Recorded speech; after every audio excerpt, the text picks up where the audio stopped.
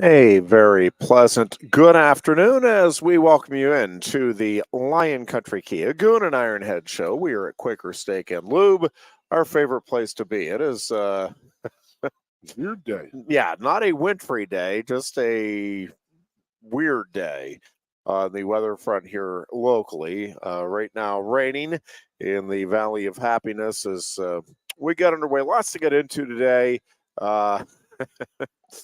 We were talking with Rachel, bartender extraordinaire down here at Quaker Steak and Lube ahead of time, and she she said, "Let me guess. Are you guys going to talk about the court storming and the issues?" She goes, "I." Everywhere I go, that's all that the sports talking heads are talking about. I said, well, yeah, we're going to have to 2 hours at least, touch on it. But listen, lots to get into. Obviously, Penn State Wrestling handling Edinburgh, No but and that was my other question for you, Jeff. big injury to Carter Starachi. I'll ask it. Yep. How many times have you been asked how is Tarachi's name? What is the diagnosis? And you said I've given everybody the same answer. I have no clue. Yeah, so there's a couple of things. Every now and then, something will happen like this, and I am purposely ignorant for at least a few days. I believe they got the MRI back yesterday. That was the expectation anyway. So I am presuming at this point that the coaches and Carter have a plan and know what they're doing moving forward, knowing what the injury is. I do not. I kind of purposely do not have any insight to pass along. I don't know what the MRI revealed. I don't know what the prognosis is. I don't know if he's going to the Big Ten tournament, and I don't know whether Terrell Barraclaw or somebody else may go in Starachi's stead. I genuinely don't know. I've, again, kind of purposely kept myself ignorant here for the time being. I'll be ignorant. Yeah. Okay, if he can't go to the Big Ten, obviously you said Barraclaw gets in there. That would be my guess. Well, would he be eligible for the Nationals? Because he doesn't wrestle like yes. lot. Yeah. So, yeah. So the way it works, and there seems to be confusion about this, which is understandable, not not saying that I don't understand it. So there's a few things in play here. One is there are people asking, well, can he just, because he's number one, everybody knows he's the best, 3-time national champion, does he have to go to the Big Ten tournament? Yes. So the way the rules are set up, you must weigh in now you're talking about Starachi and compete. Correct. Okay, at the Big Ten championships. In anybody to be eligible for the NCAA tournament, not anybody. In order to be eligible for the NCAA tournament, you must weigh in at the Big Ten tournament and step on the mat. Now, Starachi's resume is such that is all it would take for him to then qualify. He would get an at-large bid to the NCAA tournament if he made weight at the Big Tens and was on the mat for a second. So he can injury default. Lose the number one? He would injury default. Wow. Again, this is one possibility. Right. If he goes, he could injury default after 1 second. Okay, so after a second, say, "Oh, hold on, I can't go any further, dear official," and you go off the mat, and you are done for the weekend. You would medically forfeit. So it would actually be 2 losses that Carter Starachi would be tagged with on his record.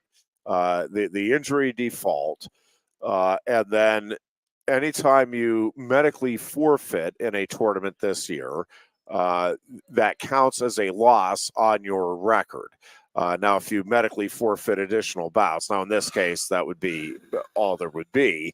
But so that it would count as 2 losses on Starachi's record. So, yes, it would impact his seeding. He would not be the number 1 seed. Now, there's some debate out there. I've seen some different things. I don't think he would drop below.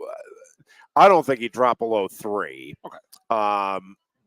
You said at large. I definitely don't 32 think. or 33. I definitely don't think he'd drop below 5. Okay. I think with certainty. I don't think he'd drop below 3. But but yes, he would be dinged. It's a couple of losses on your record, and that's going to affect the seeding at the NCAA tournament.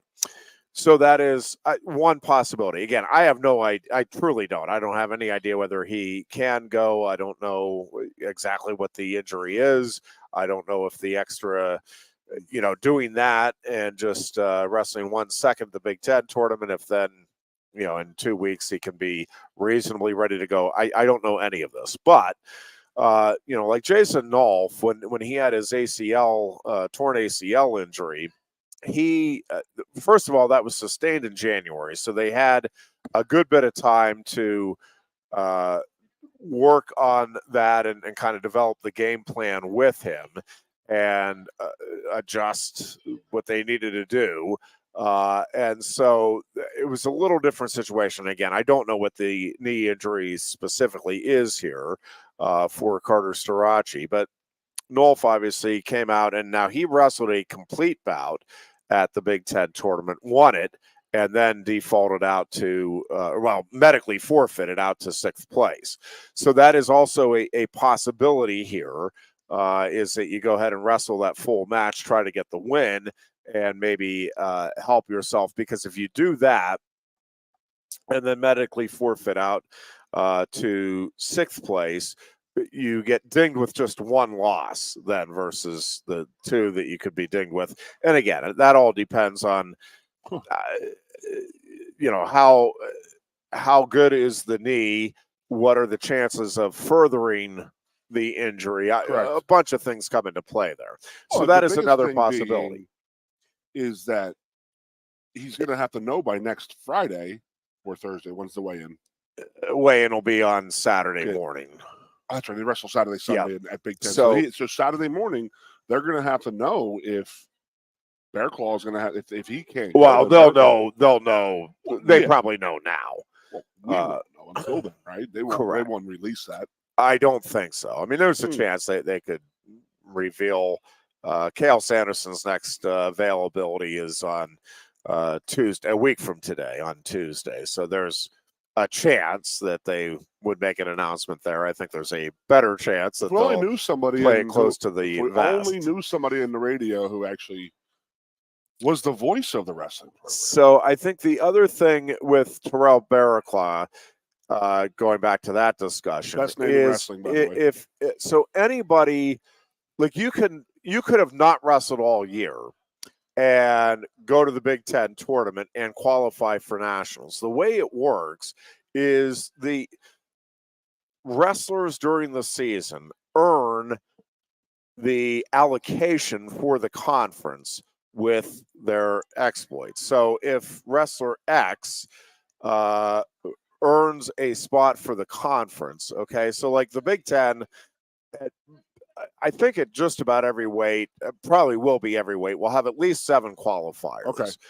There's going to be some where they could have as many as 11 this year, and anywhere in between. So if you, no matter what you did during the regular season, if you place in where those allocations are, so let's just say, for the sake of argument, that at 174 they take the top 8. I think it'll be more than that at 174. I haven't really taken a hard look at that, but I think probably looking at 9 or 10 at 174 from the Big Ten. But those spots have been earned during the season. So if Terrell Barraclaw wrestles, he will likely need to finish in that top, whatever it is, 8.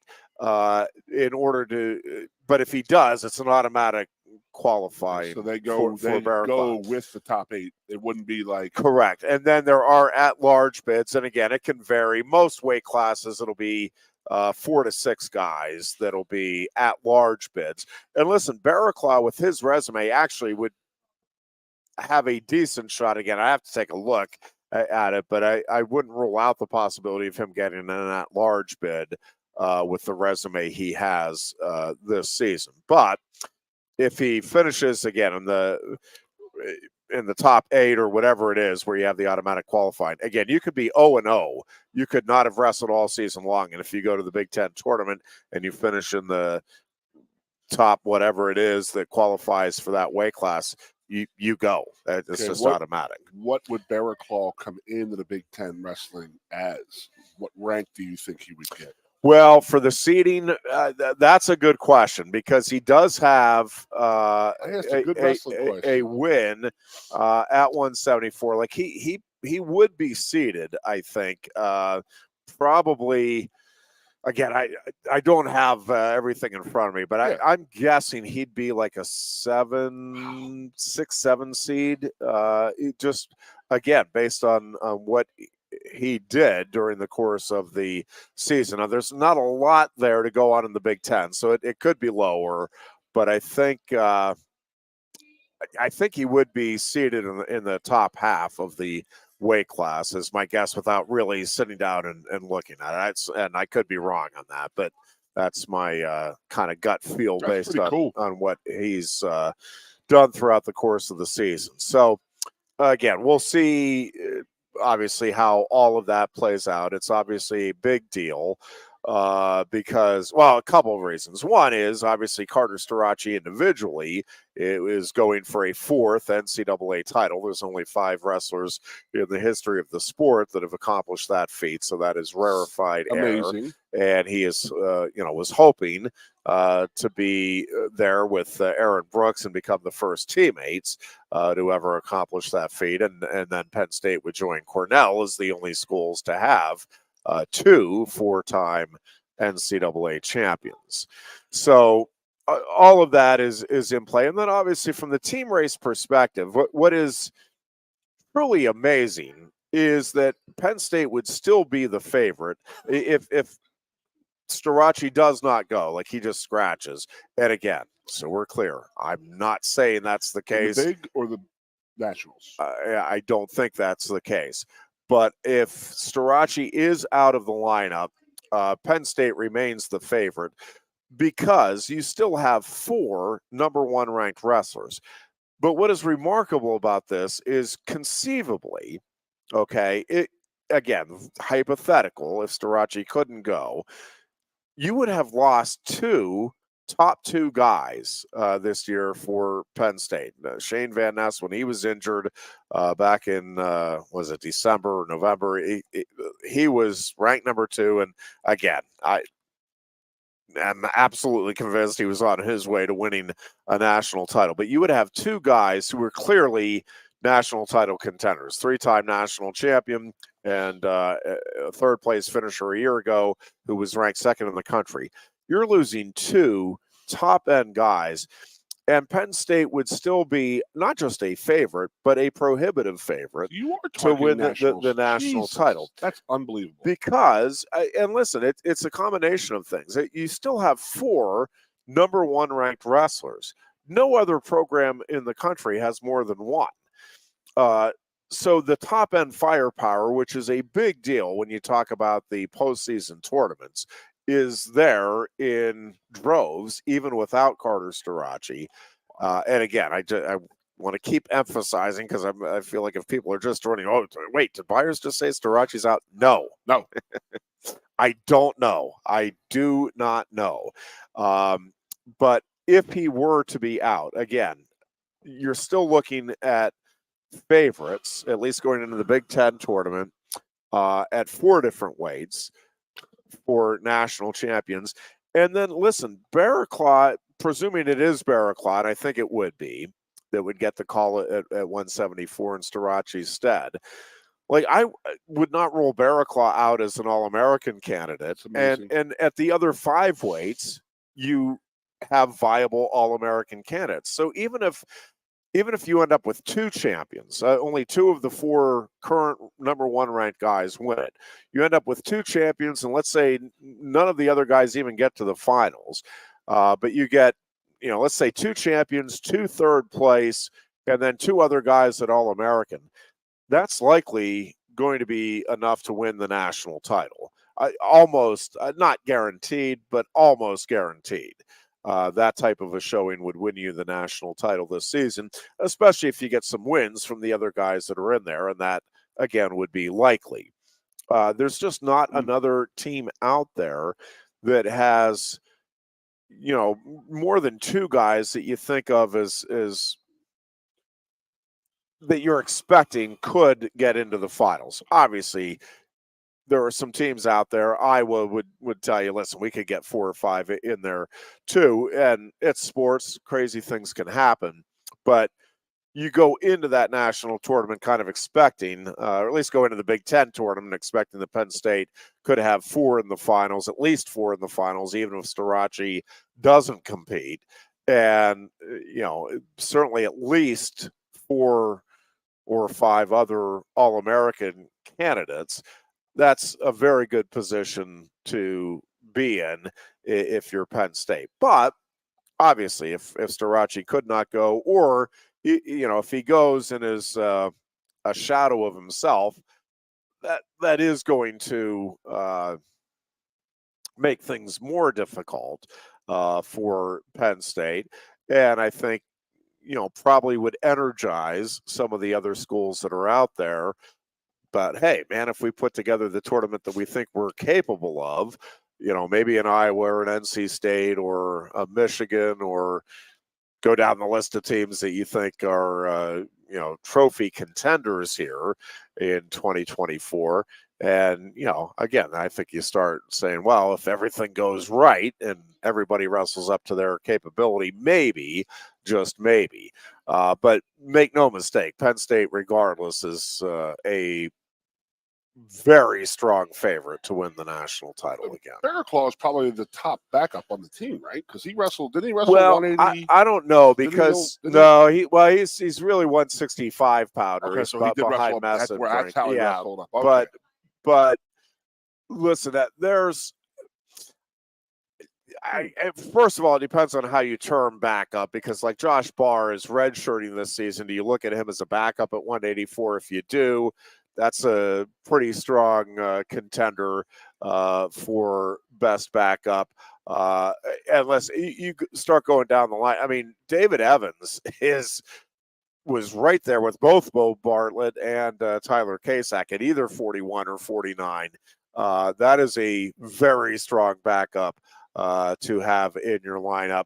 And again, I think you go up and down. There's some very good kids in there that would acquit themselves very well on the national stage. So again, we'll see how it all comes together, or doesn't come together, I guess, potentially with the postseason tournaments. And again, the Big Tens start a week from Saturday, and will be in College Park, Maryland this year. Final Intermat rankings did come out. Braden Davis dropped 1 spot down to number 9 at 125. Aaron Nagao remains 11th at 133. Bo Bartlett remains number 1 at 141. Tyler Kasak is still 9th at 149. Levi Haynes is, of course, top-ranked wrestler at 157. Mitchell Messenbrink did move up 1 more spot to number 5 at 165. Carter Starachi is 1 at 174. Bernie Truax remains 6th at 184.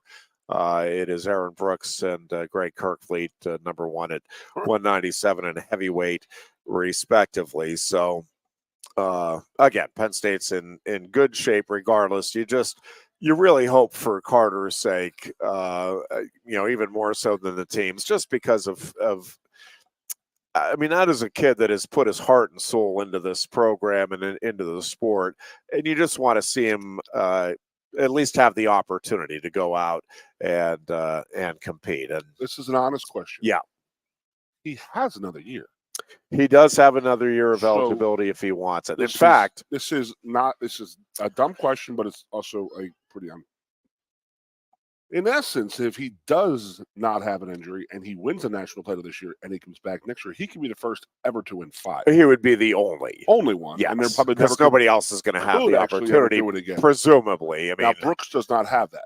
Correct. Gotcha. This is there were 10 seniors that were recognized that walked out on Sunday for the senior day festivities at Rec Hall. Correct. But there's actually only 3 wrestlers on the roster that have, because of COVID and everything, that have actually used up all of their eligibility. Bernie Truax and Aaron Brooks are 2 of them, and Imran Hurd is the 3rd. So everybody else in that roster conceivably could come back. Now, most of the guys that walked, I think clearly their intention is to, this was it, time to move on. I do think a couple of just notes of interest on that. Bo Bartlett did not walk, so that's, I think, a very strong indication that Bo Bartlett is planning on coming back next season. Greg Kirkfleet did walk, but I think there's a good chance that he comes back next season at heavyweight. And then Carter Starachi did walk. And again, I think he is saying that he thinks this is his last year. But I just, if he is able to go this year and he does win the national title, I think between the NIL opportunities and that chance at history, at being the only guy who is likely to ever even have the opportunity to go win 5 national titles, I think that's going to be hard to say no to. Now, a couple of other things that come into play here. One is, does he make the Olympic team? And again, with the knee injury now, I don't know what the likelihood is or is not of that. But if he makes the Olympic team, and this is kind of what he has said, if he gets into the freestyle circuit, it's unlikely that he wants to come back and go through the grind of the college wrestling season.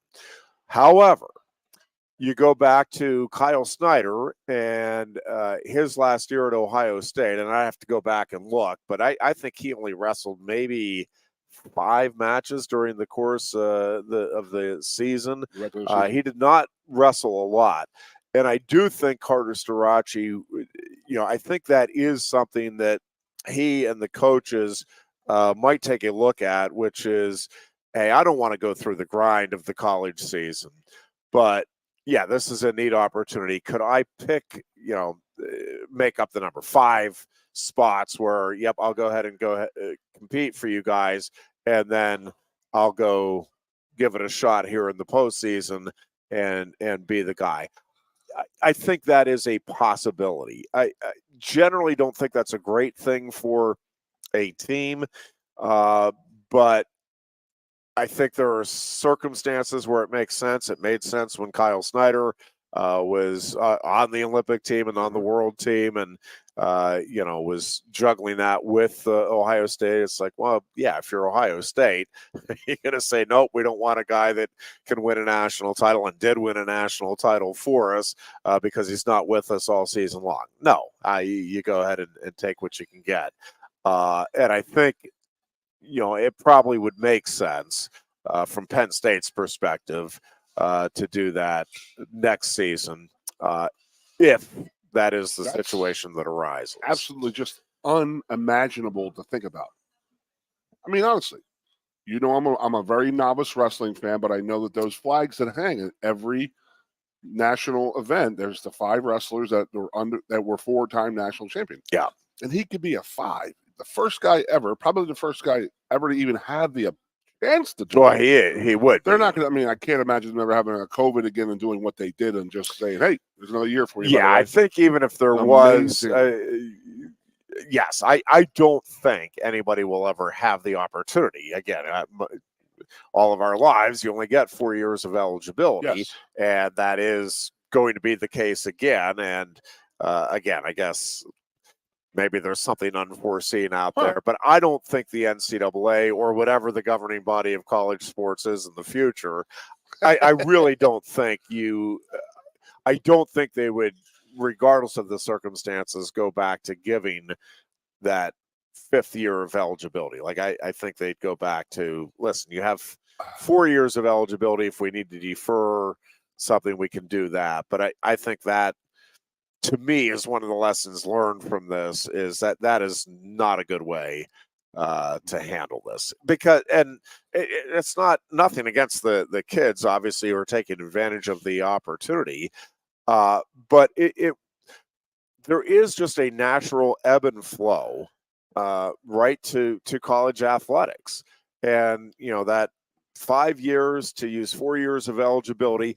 And yep, there's always been exceptions. You have the Olympic waiver, you have the 2 years of medical hardship. There have been exceptions, but even then, there has not been an exception to you have 4 years of eligibility. Like you have 4 years to use. Every now and then you may get that 6th year, and in very rare circumstances, there's been a 7th year previously. But I just don't think anybody will ever have the opportunity to pursue this again in the future. Now, Brooks will get 4 this year, but he had lost one. No, he competed in 2020. He will win the True 4, so there won't be anybody saying put an asterisk up there. Correct. Okay, there won't be anybody. Well, I saying mean, I don't know. Somebody could, because his first year of competing ended with the Big Ten championships, and so he earned the All-American recognition that they handed out to the top. I forget now if it was the top 8 or top 12 seeds for the NCAA tournament that was never contested. So he earned All-America honors that year, even though there was no NCAA tournament. And so he's competed in 5 seasons. Yep. But will have competed in 4 no one's NCAA complain tournaments about that and say he deserves an asterisk because those don't guys think did it so. 4 for 4. I don't think so. Okay. I got a better group of certainly. I mean, I don't know if you're going to put an asterisk on Spencer Lee last year or not, but certainly I don't think. I mean, Aaron Brooks will have won 4 NCAA titles in 4 NCAA tournaments. He would have been 4 out of 5. Now, he would have wrestled in, again, 5 seasons, has wrestled in 5 collegiate seasons, but has only had the opportunity to compete this year in 4 he the one in 2020? NCAA tournaments. What's that? When was the COVID year? 2020? 2020 is when they didn't have the NCAA tournament. The COVID year that is giving folks the extra year is 2020. Yep. 2021. Did he win the Big Ten that year? In 2020? Yep. Yes. Okay, so he would. Yeah. Okay. So the one you just said, the Spencer Lee, that was the one that would have had the asterisk on it because he was hodgepodge, like potentially. Yes. Okay. Speaking of hodgepodge, Hodges Trophy. It's literally down probably 3 or 4 guys, and how many are Penn State guys? Yeah, I mean, Carter Sirachi and Aaron Brooks certainly are guys that are going to be ever been shared by teammates. It has been shared. I don't think by teammates. Okay. No. There's another first for us, Ironhead. Yeah. Calling it now. Yeah, I'm trying to think. Was it Spencer Lee and Gable Stevenson shared it with somebody? It had to have been Spencer, right? That year. Yeah, I don't think teammates have ever shared it. That's certainly a possibility. Again, I think you got to wait and see how some things shake out at the NCAA tournament. Both Starachi and Brooks in particular, in terms of the dominance, have been certainly as dominant as anybody out there this season. But let's wait and see how the postseason tournaments play out. There's a lot of things that can come into play there.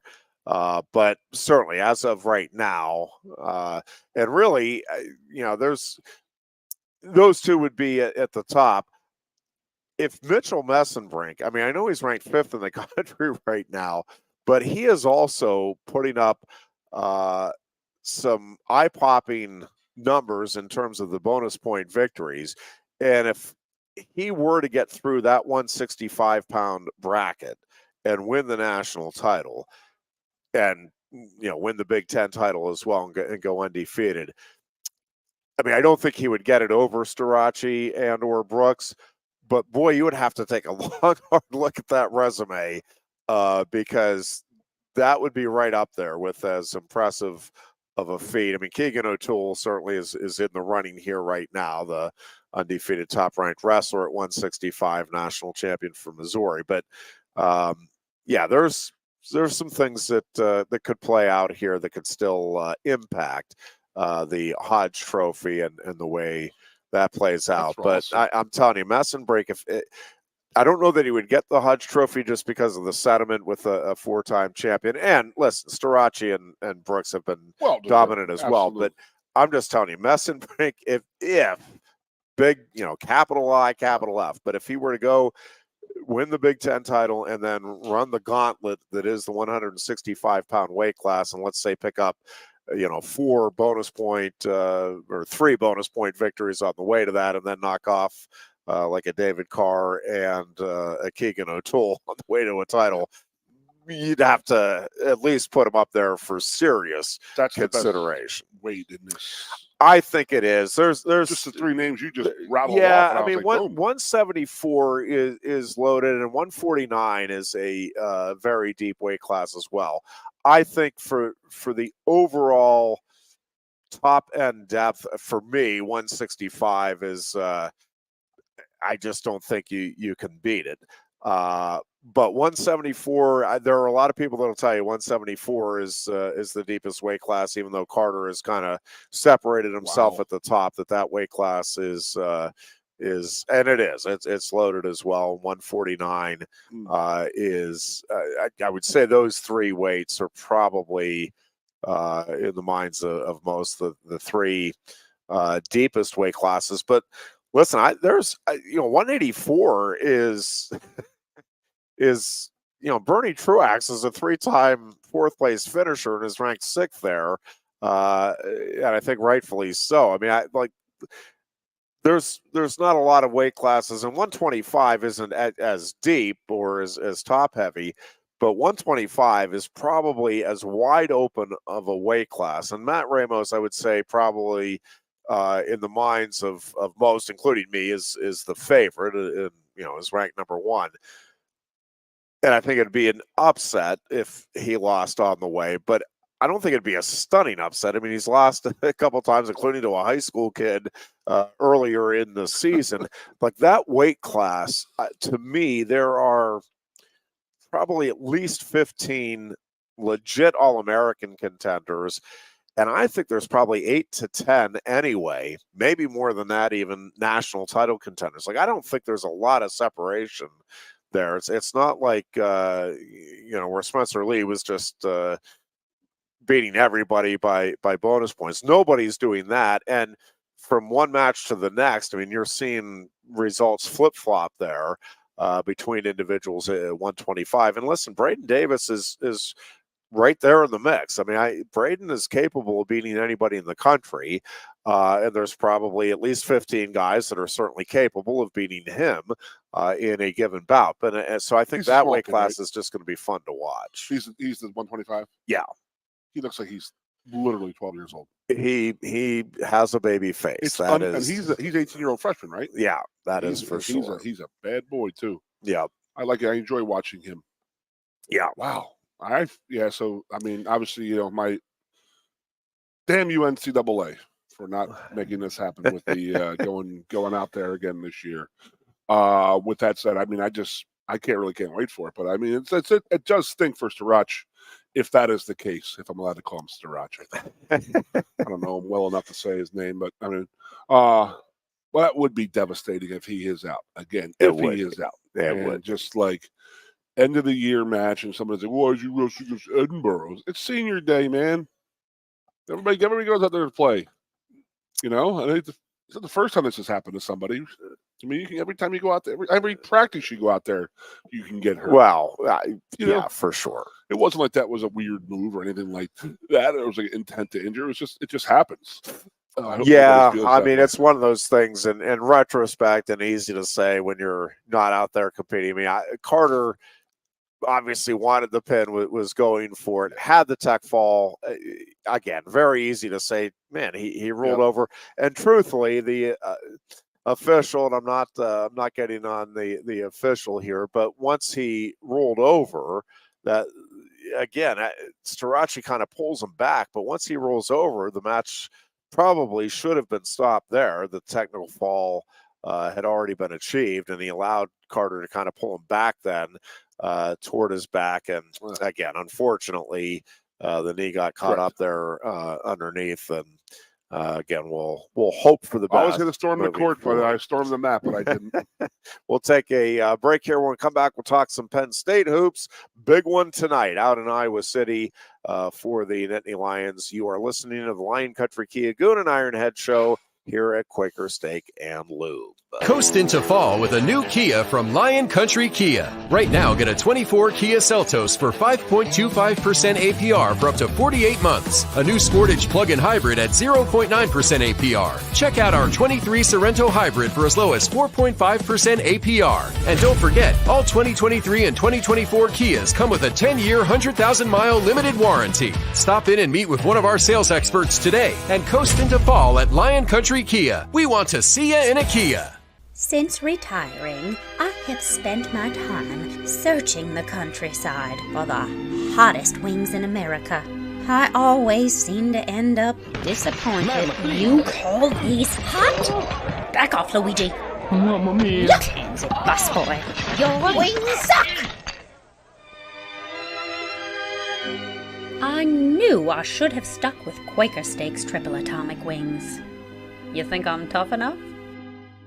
The Center Hall Farm Store has been serving Center County and beyond for well over a half century. A small family business, the Center Hall Farm Store specializes in animal nutrition and manufactures its feed fresh using local ingredients. Get the best in horse, cow, pig, chicken, and bird feeds. If you're not already a customer, stop in and see why so many of your neighbors are. The Center Hall Farm Store at 110 West Allison Street in Center Hall, or call us at 814-364-1393.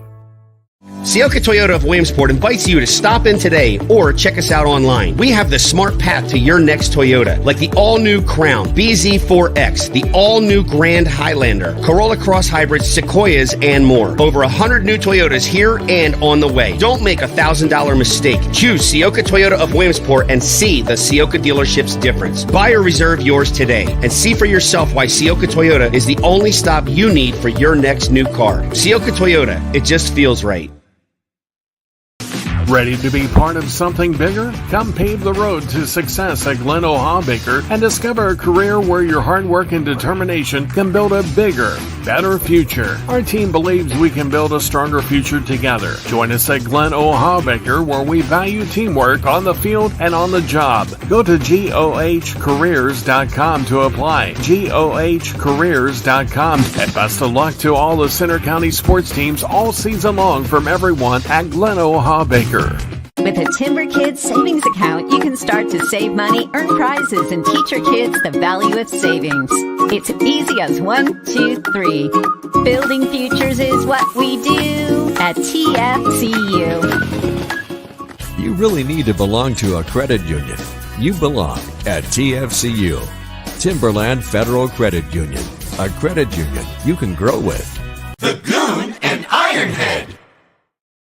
And we welcome you back to the Goon and Ironhead show here on a Tuesday. Hello. And we get ready for Penn State basketball tonight. The Nittany Lions at Iowa.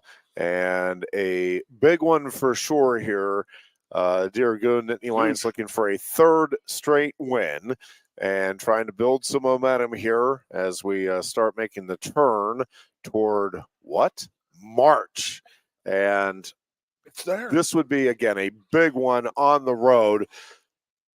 And Penn State won by 10 in the meeting on February 8th at the Jordan Center. So they, Penn State has that in its hip pocket, knowing that Correct. They can beat Iowa. Now, obviously, very different beating a team on your home court versus on their court. But I think Penn State has figured some things out here. And this feels to me like just kind of a toss-up game good. I mean, both these teams, you would think that this game is crucial right now, and it feels big for both of these teams right now. So I think this is going to be a very tight game, and it's going to be who can kind of make the plays in that final minute or so to pull it out is what I'm expecting going in. Yeah, well, it's the 8-9 matchup right now. If the season were to end today, they're the 8-9 matchup. Yeah. I have it on good authority that the season is not going to end today, though. Still got 3 more games. They're going to go ahead and play out. I was at the game on Saturday. My wife and I went up there with my sister and her kids, and we had a great time. Great game. Played very, very well. Spirited. And really controlled it in the second half. Like, I mean, that was Indiana made a couple runs here and there, and they didn't get phased. But they always answer, just like Illinois had done until the final minute and a half of that game. But I mean, that's what it reminded me of. Really was. I mean, it just every time Indiana made a run, Penn State just nope, not today. Correct. So my sister obviously grew up around basketball with our older brother, and played basketball in high school and all that stuff. She says, "Man, Penn State cannot rebound." And I said, "Yes, that is the Achilles heel of this team." So we've been talking about it all year. So I did some homework today, and my first bit of homework is I can't believe that Penn State is an 8.5-point underdog tonight. That seems to be a lot of points for an 8-9 matchup, and with Penn State already have won the last time by 10 points, which is weird. I mean, obviously it is a tough place to play. I believe that I saw that I think they're 10-2 at home. So it is a tough place to play. Iowa plays very, very well at home. That's where that's where the point spread comes from. So that's not the one I was talking about. The one I want to talk to you about is what my sister asked me about the rebounding. So I said, I wonder what the rank is. So I went and looked at the stat line. Couldn't believe how many Division I basketball programs in this country right now, Ironhead. This is the one that did blow my mind a little bit. I don't know. What are we at? 351.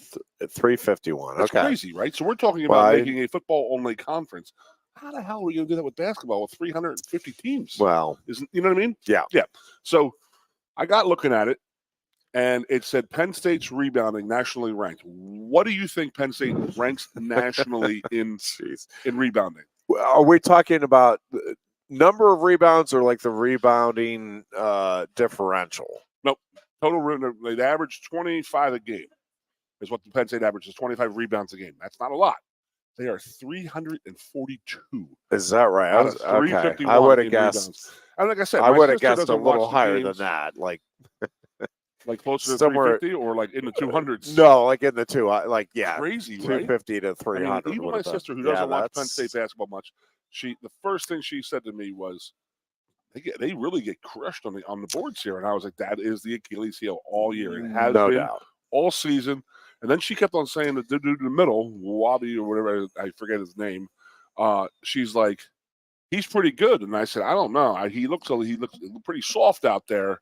He's a big guy. He's very athletic. He can move around and this and that. But having that guy having to be your top rebounder is tough because he's not built for it. Yes, he is tall, but he's very, very thin. But 342 out of 351. And then I was sitting there saying how good Iowa plays at home. How are they ranked? How are they 8.5-point favorite over Penn State? But after the last game, and that is 100% to do with the rebounding margin and home field advantage tonight. Yeah, I did not realize they were that low. Certainly realized it was not a strength for this team, but wow, that is an eye-popping ranking for sure.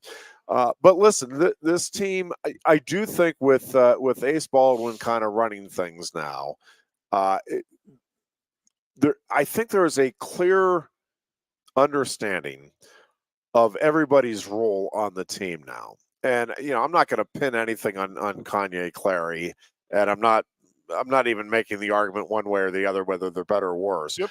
But I do think that the roles now are clearly defined, and it feels like everybody is very comfortable with their role and has an understanding of it. And I think that is big when you get to any stage of the season. But I mean, especially as you make the turn toward the postseason, it's like, yep, I know what's expected of me. I know what I need to do for this team to work the way we want it to work, to be the most effective and efficient it can be. And they have done a better job on the boards in the games where there is not a big man. They're just not going to match up well this year, Goon, with a team that has a legitimate big time center. Right. They're just not like that. That's just not the way this team was built. And again, to be fair, Mike Rhodes came in and had to assemble this team, and I mean build it from scratch, like go out and try to find players to fill out the roster, and did a very good job of that, by the way. But I mean, had to do that in very short order.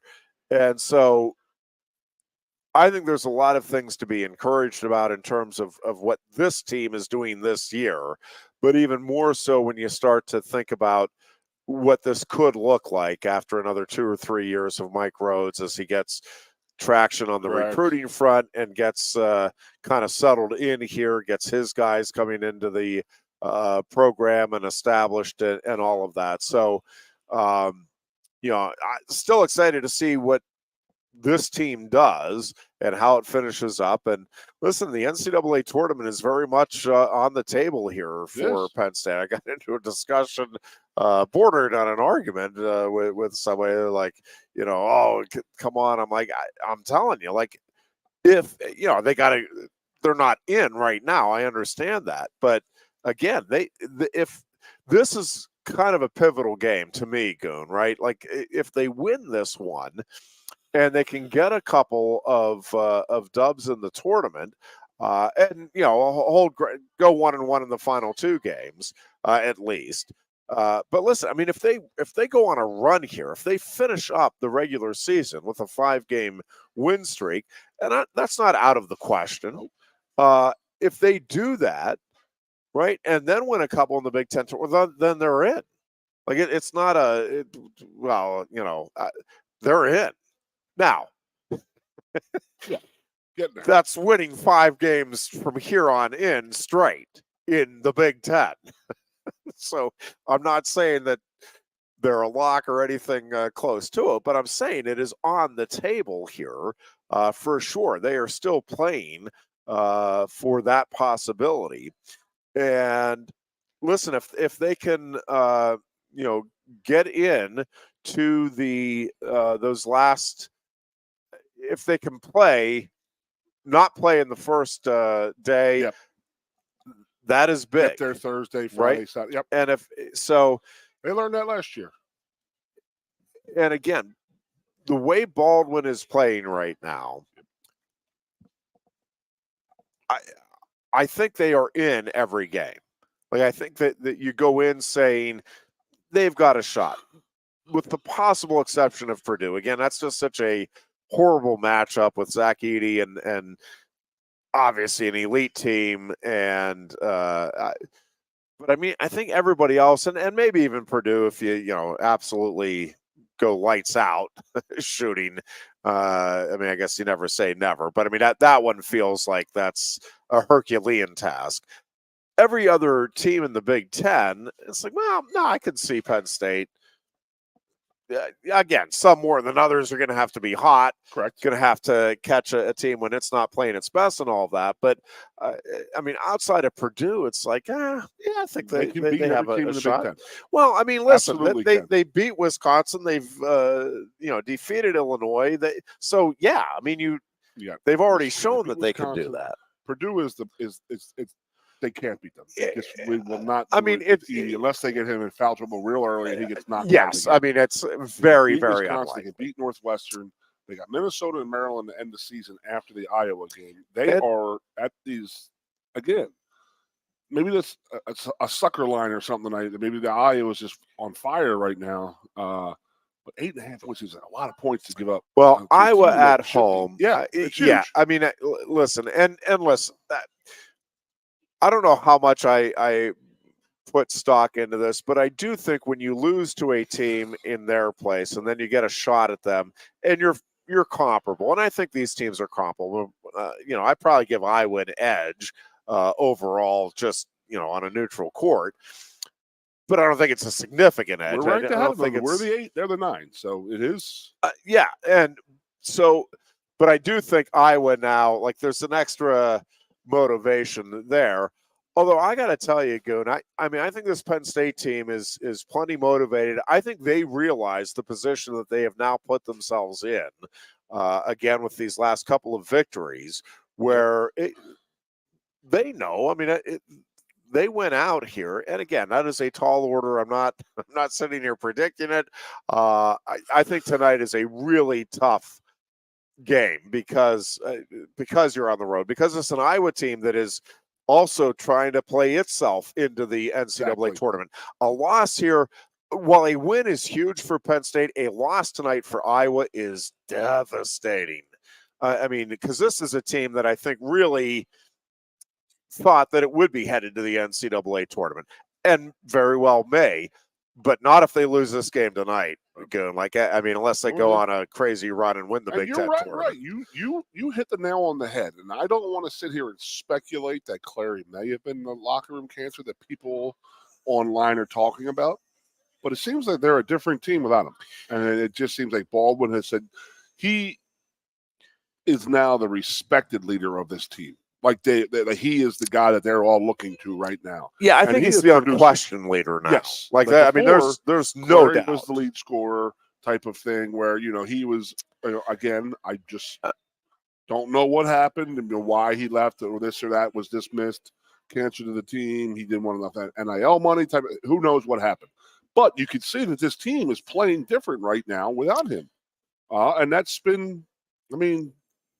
Go back to that, what was it, the Nebraska game a couple weeks ago? It was just a bad effort out there. And then they come back and they have a great win against Illinois.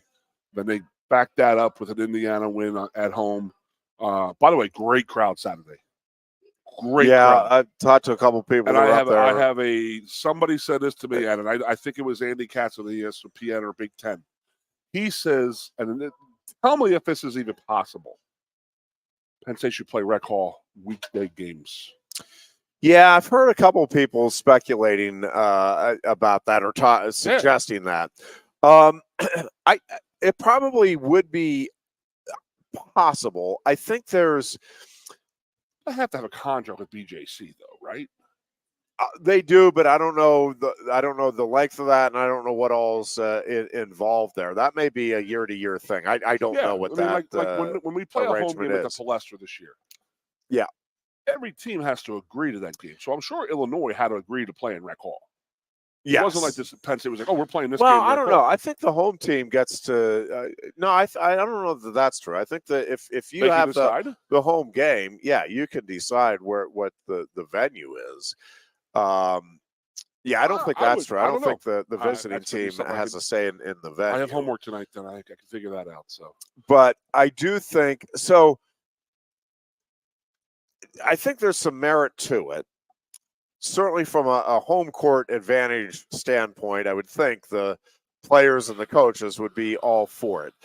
There are a few other things in play, along with the vision that I presume Mike Rhodes has is that you're going to be drawing 8,000 to 10,000 anyway on a weeknight game, even, which means. There's some argument. Penn State Wrestling could probably do that as well at the Jordan Center. There's some logistics involved there. There would still be some logistics in Rec Hall, but I don't think nearly as many, and not that they couldn't be worked out. But there are a couple of things that I think would have to be either upgraded or at least thoroughly discussed and thought out. So one is, and this is no disrespect to anybody working the concession stands at Rec Hall. It really isn't. It's not you are dealing with the parameters that you're given in that building with the kitchen space you have. I get it. I mean, I'm not.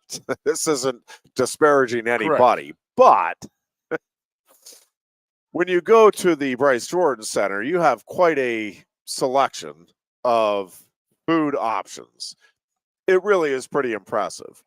At Rec Hall, you have hot dogs, popcorn. You have pretzels. I saw a pizza. And candy. I saw a pizza the other day, and I was like, "Is there pizza?" I don't think I can eat. I didn't even know they had pizza. Now we know where the Unimart pizza spinners went that were downtown when we were in college. So now, listen, can fans put up with that on a weeknight game? Probably, but I think you'd be a little disappointed if you're used to that fare and then you're going to Rec Hall. I have to jump in here. They had the almonds. The fresh almonds or the pecans or whatever. Maybe at Rec? At Rec Hall the other night. All right. I walked in. I haven't been. In fairness, I have could not believe the smell. The smell was absolutely beautiful. Well, so a couple of other things though. The parking situation, and I get it. They have a full house at Rec Hall, and that's terrific, and they accommodate it. But folks.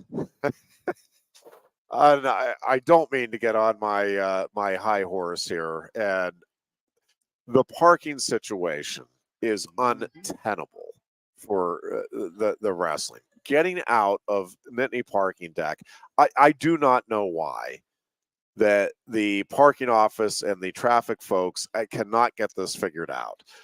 But having everybody go up to the gate and have to scan their ticket, and half the time your ticket doesn't scan on the first go I have a new one for you. It is literally an hour plus until you get out of the garage for many people. That is, people are not going to tolerate that for basketball. I have one better for you. Yeah. They had 3 people working the 3 entrances going in, so you had to give them your phone with your code, like your the things on the barcode thing. Yeah. Okay. For parking for the basketball. They run it. Give you your phone back. You can park your car. On the way out, exact same procedure. Really? I had to give my phone to the woman. She went and did it on the machine. I could have just reached out and did ding ding. I had to give it to the woman who I had to pull it up on my phone. Yeah, prepaid to parking, and then she ran underneath the thing, and then the door went open. Yeah, listen. I've never been involved. Maybe there's a lot more here than meets the eye. I freely admit that's a possibility, but I genuinely do not understand why you can't just, when you go into Rec Hall, hand $10 or whatever it is, but collect the $10 as people are going in, one way or another, with the scanners or with the prepaid passes, whatever. And then midway through the event, just open the gates up so that people can get out of there. You said it last week. They are afraid of losing. Let's just say 20 cars that are in there. That's the case. That park there in the morning, that work at Cafe Laura or work at the line in. I don't know.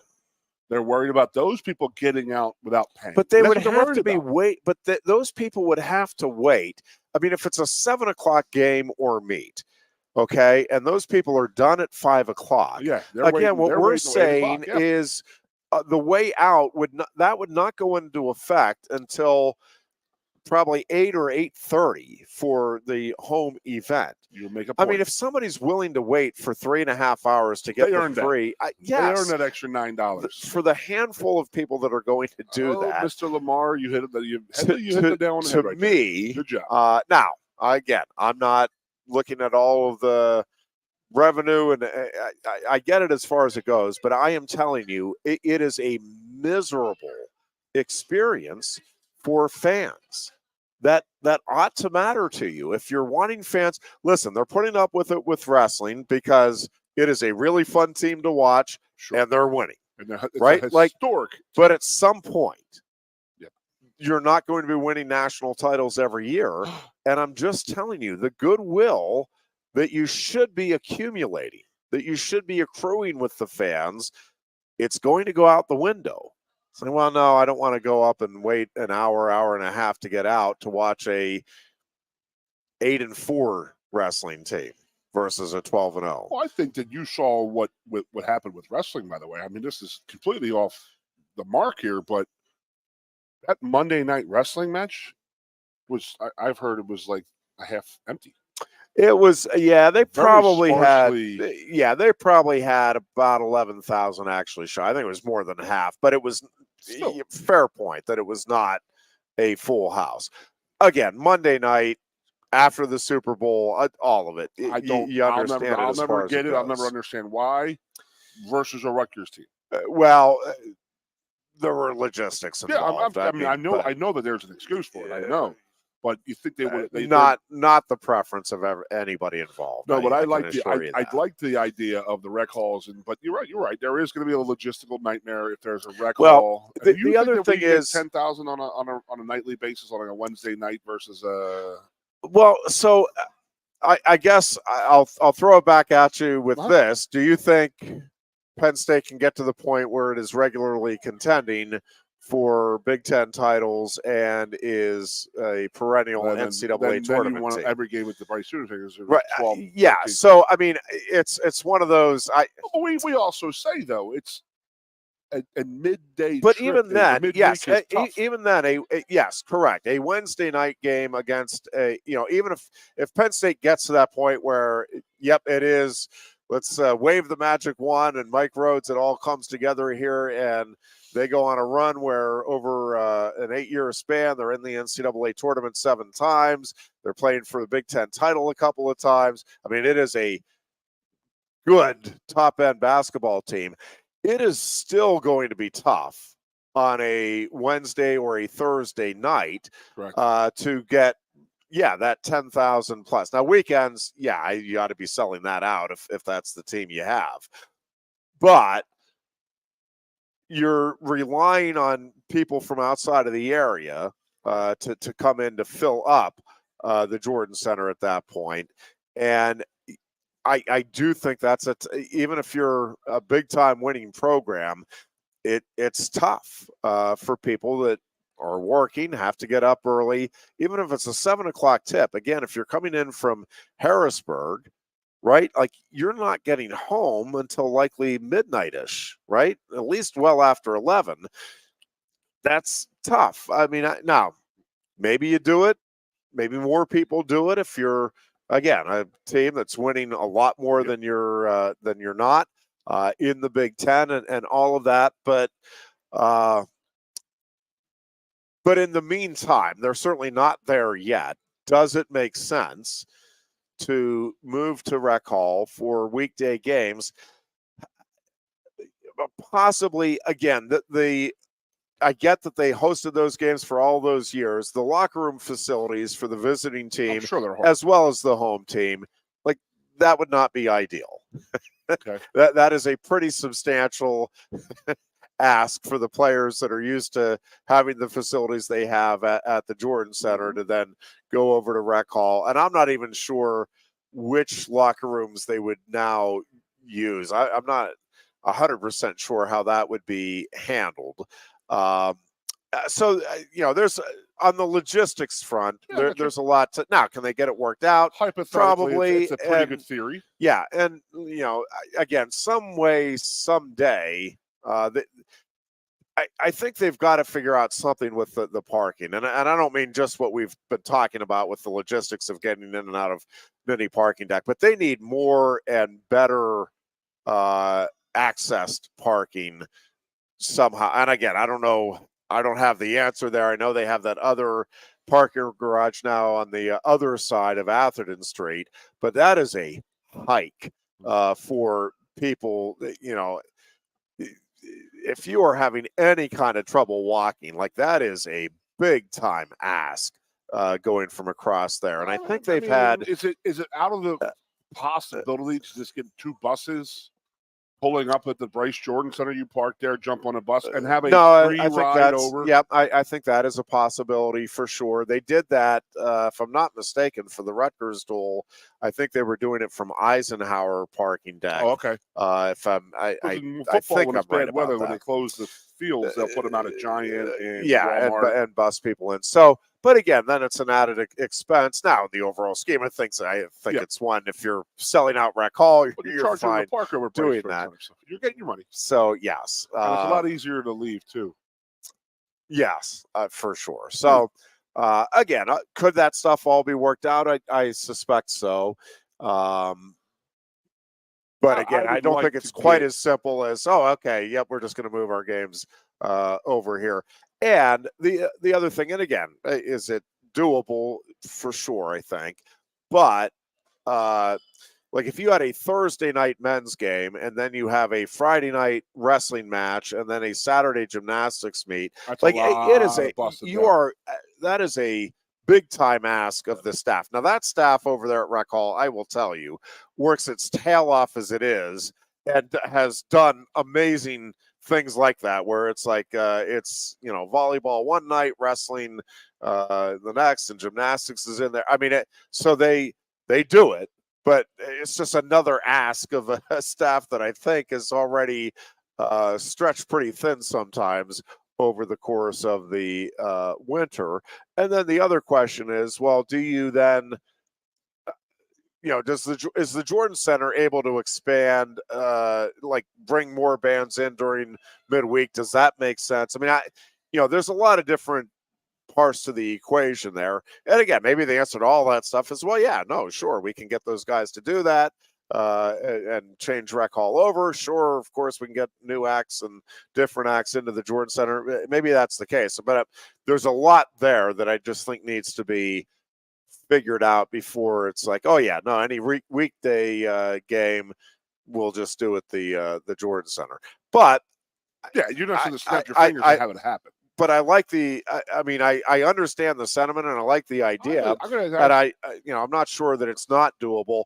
I will say I wonder how. I mean, it's all going to depend, I guess, on the winning of the basketball team, because the uniqueness of Rec Hall, like I don't think fans are then going to be going for the Rec Hall experience. Like you had fans going to the Illinois game because of the Rec Hall experience. It's not a wonderful experience. If you are doing 7 games a season there, you're not going there for the Rec Hall experience. Now you might go there because, hey, it's Penn State basketball. I'm a Penn State basketball fan. Cool, fine. But I think you got to understand the difference between fans showing up because, hey, this is an event versus, this is where we have to go to. I just don't know that the allure and appeal of Rec Hall for a one-game nostalgic event each season versus, okay, we're coming here 7 or 8 times and putting up with the restroom facilities, putting up with the parking, putting up with the concessions, having our players put up with lesser locker rooms. I don't know. I don't know that appeal necessarily holds up. Yeah. But if you're winning and you're packing Rec Hall, like, does that make sense? Well, sure, I'll get a hold of Coach Rhodes and see what was the feel. I know what his answer is going to be. He goes, I guarantee he's going to say, I'd rather have 15,000 at the Bryce Jordan Center. Well, sure. That's what he's going to say. But I mean, how many Rec Hall holds 7,500, right? I mean, there was at least 1,000. Yeah, I don't think even that. Yeah. Okay, so what would that crowd have looked like in Bryce Jordan Center? Because I'm telling you, Saturday afternoon, and I know it was the Coaches versus Cancer game, which is a great thing, obviously, with everything going on in my world with the whole cancer thing, and we literally everybody has somebody. But I think the crowd was going to be there anyway because it was Saturday. The team's playing well. There was a hockey game at 6:00 the other night. Yeah, it was State Patty's Day, so I figured this out because we were trying to figure out because we came to the Lube here after the game in between basketball and hockey.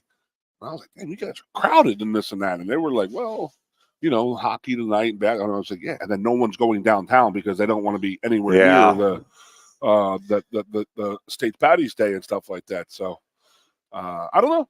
I don't hear any. Did you hear any bad stories or anything this weekend? I don't think I really read anything that bad. Yeah, I haven't really. You are listening to WFXS, Pleasant Gap State College. This is the Goon and Ironhead show. We are at Quaker Steak and Lube in State College, and we're coming right back with more of the big show. Coast into fall with a new Kia from Lion Country Kia. Right now, get a 24 Kia Seltos for 5.25% APR for up to 48 months. A new Sportage plug-in hybrid at 0.9% APR. Check out our 23 Sorrento hybrid for as low as 4.5% APR. And don't forget, all 2023 and 2024 Kias come with a 10-year, 100,000-mile limited warranty. Stop in and meet with one of our sales experts today and coast into fall at Lion Country Kia. We want to see you in a Kia.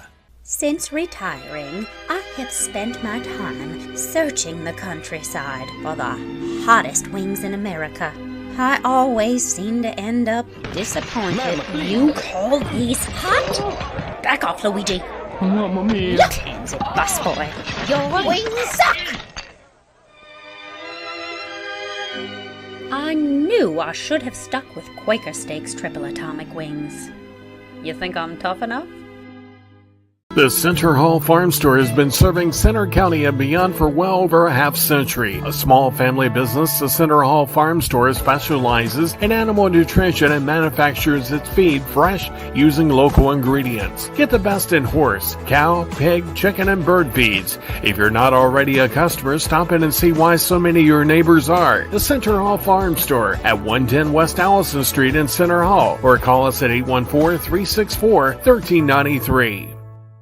Sioka Toyota of Williamsport invites you to stop in today or check us out online. We have the smart path to your next Toyota, like the all-new Crown, BZ4X, the all-new Grand Highlander, Corolla Cross Hybrids, Sequoias, and more. Over 100 new Toyotas here and on the way. Don't make a $1,000 mistake. Choose Sioka Toyota of Williamsport and see the Sioka dealership's difference. Buy or reserve yours today and see for yourself why Sioka Toyota is the only stop you need for your next new car. Sioka Toyota, it just feels right.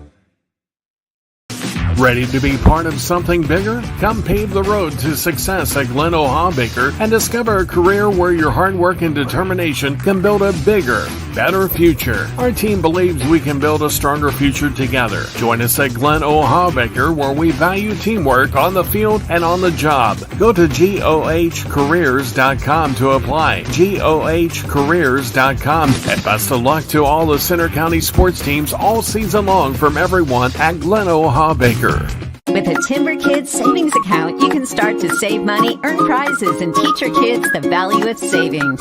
It's easy as 1, 2, 3. Building futures is what we do at TFCU. You really need to belong to a credit union. You belong at TFCU, Timberland Federal Credit Union, a credit union you can grow with.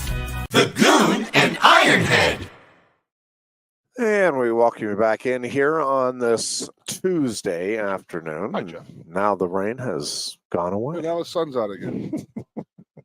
You just don't know what you're going to get. Nope, we've had every season today. I mean, I may have seen some hail come out of the sky, some snow maybe. We've had all 4 seasons in one day. Holy That's crap, man. pretty much the case. Oh, Lordy. Hey, big news.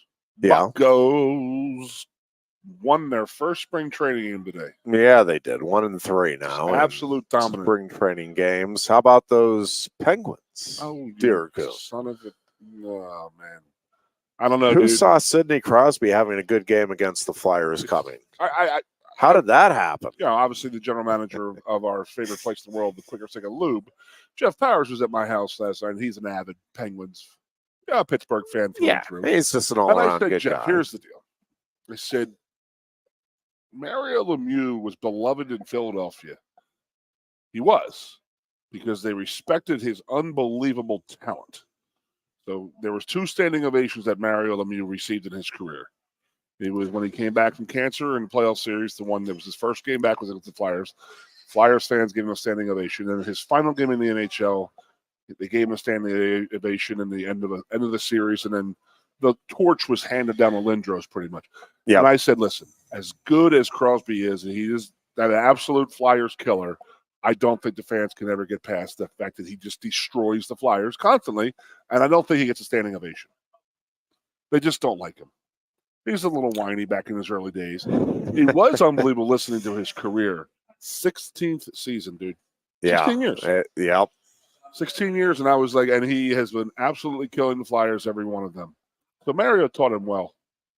Mario's hate for the Flyers. When he was living in Mario's basement, getting beat at night every night. When he was a young kid, Mario was he was showing him Flyer symbols and beating him, so he knew to hate the Flyers and had to score 3,000 points in his career against one team. It's unbelievable. And I just sit there and watch the game, and I'm like, Crosby's been quiet for the last 10 minutes, and then it's a steal, puts a shot on goal, rips it home, and it just drives me absolutely bonkers because he's so good. I mean, there's no doubt about it. No doubt. Yep. But you are of the ilk, like I said last week, Yager, Lemieux, Malkin, and Crosby. That's your 4, right? Would you put Fleury or Barrasso ahead of Malkin? It's an honest question. You wouldn't have any of your goalies in there. No. No. Fleury got 2, right? Yeah. And Jerry got the third. Was it Jerry? No. Who was the rookie who came in there and won it the last cup that they won? Because Crosby's won 3. Yeah. Yeah, I think Fleury, I don't know. I've never been a Malkin fan. Not even a little bit. Barrasso won the one. Yep. Kenny Reggett won 2, right? So taking a look at there was storming of the court after Penn State beat Illinois at Rec Hall. Obviously, this is getting a ton of attention. We touched on it at the start, and it is one of those things, Goon, and there's I'm going to miss it, but it's going to go by the boards. You have too many powerful voices now, and probably rightfully so. It's the same thing with the goalposts in college football, and they've largely put a stop to the storming of the field. You still have some. It happens every now and then still in college football, but nowhere near the degree that it once did. And I think for the first year, and my guess is that by next year they'll have something implemented that you, the home team, need to keep your fans off of the court at the end of the game. And I think there'll be increased security presence, but I think more so there's going to be penalties and probably financial penalties for the school. Well, that's how so it's like, hey, right. So the fans are going to be told by the PA announcer, listen, if you are a Penn State fan, you do not go on the court at the end of this game. Help us out type thing. And I think they will at least largely curtail it and put a stop to it. But I mean, how many years has this been going on? And have we ever, until and neither got injured seriously, thankfully. And I don't want to wait until that happens. I understand it. But how many years did we go without anybody ever? I mean, I'm sure there were people that got bumped and run into and all of that. But it was never an issue, or at least not one that I ever remember anybody talking about before this year, where the storming of the court could be dangerous. It happened to Caitlin Clark, and that seemed to be a little weird. And then Filipowski from Duke the other night. Yep. That also seemed a little weird. But, I mean, you watch the Duke one, the kid who trips up Filipowski, he runs by jawing at him. And that's what I'm afraid of. Yes. Case in point. Did you see what Cam Newton did to 6 dudes this past weekend? I did not. That is a huge man. He's a 6'6", 250-pound man who got jumped by 6 guys. Yeah. And he held his own. Yes. He never went down, and he had 6 guys thrown off of him. Okay? We're not small people. These kids running on the court talking junk to say a football player. Say you just and emotions are gut-wrenching game. Yes. And emotions are running high for both, absolutely. Right? Fan and opposing player. Yep. And then you come by and you have some little snot-nosed punk person, kid, girl, fan, whatever, running by you talking like he just won the game. Dude, that's when guys get hurt. That's just how I feel. Like, yeah, I think that's a fair small point. People. Like, I saw a guy, like I told you the story one time before at Ohio State, one of our assistant trainers just got pummeled by a bunch of crowd people. But he was a frail older man. And I'm just like, dude, you're going to hit one of us. We're in full pads. You're not going to hurt us. You're going to hurt yourself. And if we, I saw some guy at Notre Dame do that when they were on the field in 92 after they scored the 2-point conversion to beat us in the snow, or the Rudy game, we call it. There was definitely people getting snuck on, slapped around a little bit when they stormed that field. I've seen it. And it's just more cameras now. I mean, that overhead camera looking down to see the Caitlin Clark thing and then the Filipowski thing. I could see where that might be. I mean, it's never been on TV before, but my Lord, somebody could get very, very significantly hurt. Like the storming of the football field, I'm worried about player safety, as in players literally hurting somebody, because the goalpost thing's coming down now. They're not in the ground anymore. They actually break down pretty quick now. So that was always the thing that scared me, was those things coming down. Yeah. And I remember watching it in the 80s, watching my brother's teams play when they stormed the field and those things came down. Yeah. And you're like, you could be sitting there having a radio show or doing an interview, and bam, hits you. I mean, people died. They literally died back in the 80s because of that. So, yes, I wanted to stop, but how do you stop it? The SEC imposed a $250,000 fine. And that's how you stop That's how it stopped. But how does Penn State tell a 19-year-old punk college kid in the crowd? A couple of things. You tell them if we catch, if you go on the court, you do not come back in. You are banned. But I also think you get kicked out of school. Mom and dad ain't gonna like that. Well, you could do, but I mean, I think more.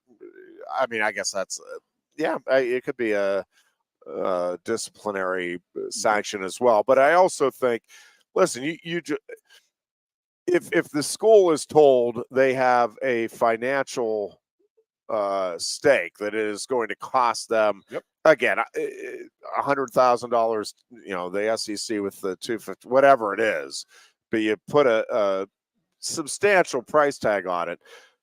I'm just like Penn State is going to make enough announcements during that game. Hey, knuckleheads, do not get on the court. Read your ticket. You might have a couple of knuckleheads that still do it, but I don't think you're going to have this story. I mean, most people are going, we get it now. It's and I think after it happens a time or two, if it happens after whatever is put in place, then yes, you streak onto the football field or a golf course or something like that, you get popped, you are paying big time fines. Yes, did you see that, by the way, in the Super Bowl? Yeah. Did you see what that guy did? Yeah. He put $50K in himself. Yeah. And if there was going to be a streaker, he did it and cleared $350,000. Yeah, even after his fine. Yes.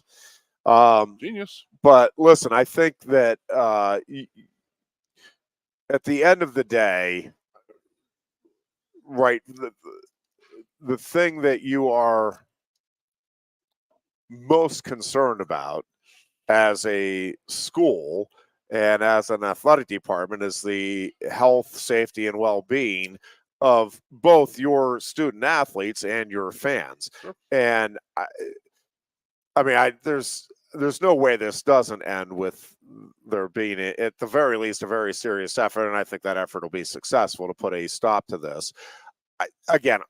There's some great memories of field storming and court storming and all of that over the years, but it's going to have to stop. Like it can't. And there's too many powerful voices now that are weighing in on this that like there's no way that it is allowed to continue.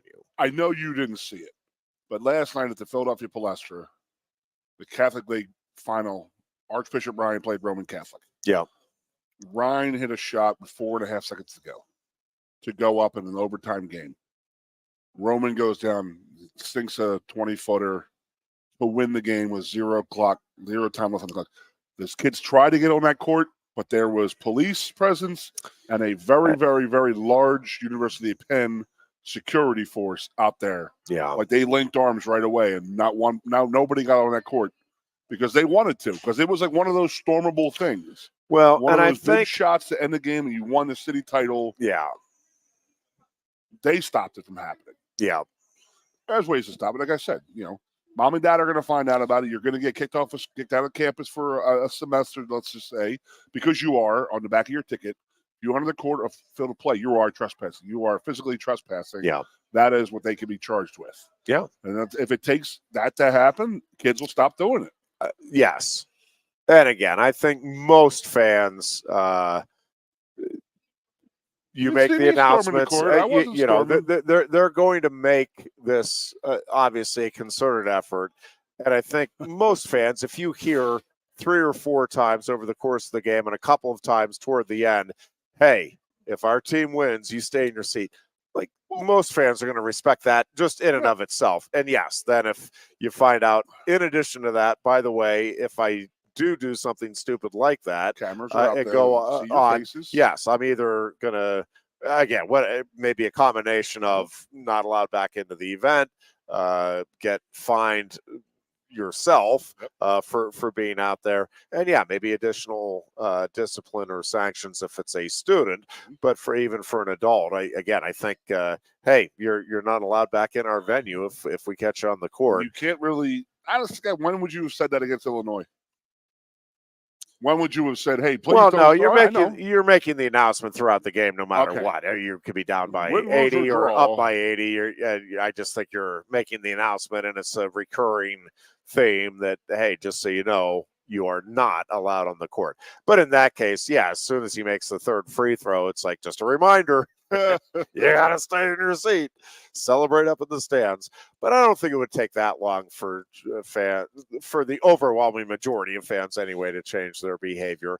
And there'll be part of me that's like, man, that kind of stinks. I miss that. That was kind of cool to just see that player fan interaction. But as I think you accurately point out, we're just in a different era now where fans are emboldened, with the trash talk and they're just emboldened, period. And they feel like they have more rights than they do at these sporting events.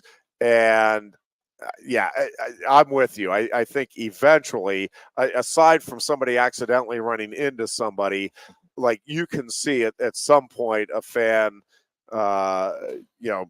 pushing a player or getting in the face of a player and a player being like, get out of here. Like, again, emotions are high, right, on both ends. Keep that separated. Again, at the end of the day, do you need the court storm? I mean, it's a great visual. It's been used since it started. I don't know when it first started. That'd be an interesting. I feel like all of my lifetime I've seen, but I don't know that that's the case. Yeah. I really don't know when I first saw storming the court or storming a football field. When was the last time you think Penn State got stormed the field? Stormed? Yeah. Like Beaver Stadium? Yeah. Oh, I don't know. It's been a while now. Right? I don't think I remember. I know the 05 Ohio State game, which was an unbelievable game, which could have been stormed, but wasn't because the security was out there. Time. They had the horses out for that one, if I remember right. They had the riot police and stuff like that. I don't recall. I mean, 06 or the 16 blocked punt game versus Ohio State, maybe, but I just think the Penn State has put the kibosh on this. They bring the state troopers in with the horses and the riot gear and say, come on, bring them out. You're going to get trounced. You're on that field. Anything happens to you, that's on you. Yeah. Yeah. No, and again, at the end of the day, that's probably the way it should be. I said the Cam Newton thing, but you remember LeGarrette Blount? Yeah. He was at Oregon, and that kid from Boise State, a bigger kid, defensive end kid, said something to him after the big upset, and he clocked him. Yeah. Now, what would happen if that was a regular student, a smaller kid who is embracing and he thinks he can say whatever he wants because, that's our society. And listen, that is another factor here.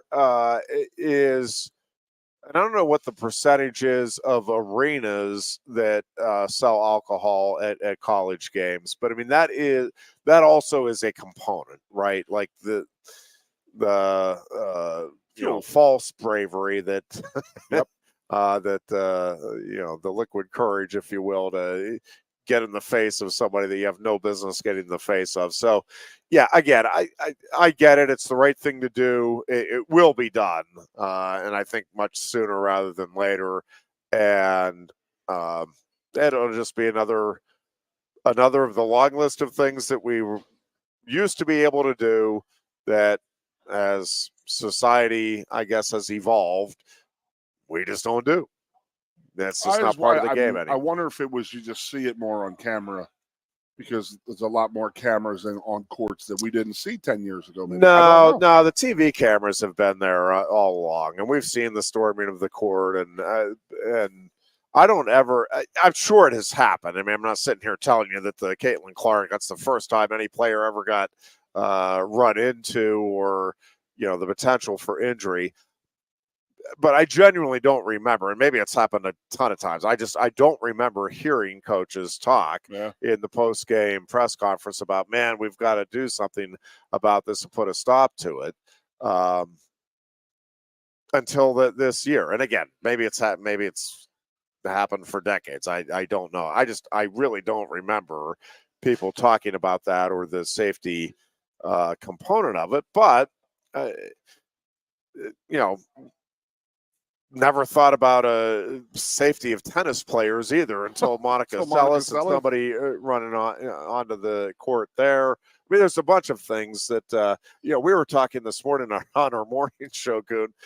When they first added the netting at baseball stadiums, that was somewhat controversial. And there were people, and I don't remember for sure. I would not be surprised if I was one of them saying, "Oh my gosh, come on, you're taking away the feel for the fan of the game. Like, now you're gonna have to look through netting to go out on the field," and you don't even think about it now. I mean, I go up to the Spice games, and I'm aware that it's there, obviously. Hockey games, but yep, but if it was always dangerous, right? And I mean, there were people that had very serious head injuries as a result of getting hit with a foul ball and just not.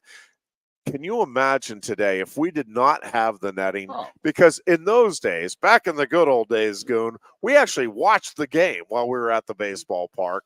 We weren't on our phone the entire time looking down and just waiting for our friend to nudge us. Hey, they just hit a home run. Oh, did they? Wow. I'll be darned. And hey, look on Twitter. Look at this. Look at this cat video. Yeah. What's that? Oh, they got a double now too. Oh, that's cool. Hey, look at this. I mean, can you imagine the number of people that would be, again, they sustained injuries when they were paying attention. And I realize not everybody was paying attention. You'd get into conversations, or you were reading the program, all of those things. But now, where I think it's a majority of people that are not paying attention. Good Lord. Thank goodness they had the presence of mind to put up the netting and get that taken care of. I know it's way off subject, but you're talking about stuff that you're used to now that 15 years ago you would not believe, and that is the netting. They took God rest her soul, but a little girl died in Nashville from a hockey game. Yes, before they started putting the nets up, and I remember you watch like the 80s hockeys. I mean, even go back into the 70s, but I don't remember that. How low the glass was. Oh yeah, I mean, people could literally reach over the glass and grab players, because you see it happen. You see the Boston Bruins go into the New York Rangers crowd with sticks ablaze and just beating the tar out of people. So another thing that it just nudged my brain here a little bit. We're within 15 years of people smoking in bars. Oh yeah. And then now you see it now, or you walk into a bar if you go into one that does allow it. Oh my God! Yeah, it's wow, is that bad? Yeah, I can't believe that it was the norm back in the day.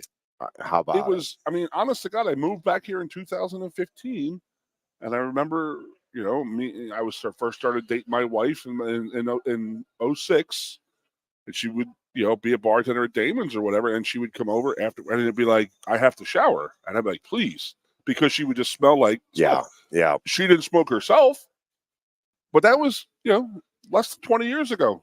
And now to see somebody go into a bar or a hotel that has a smoking room, and you open that room, and you're like, oh my God.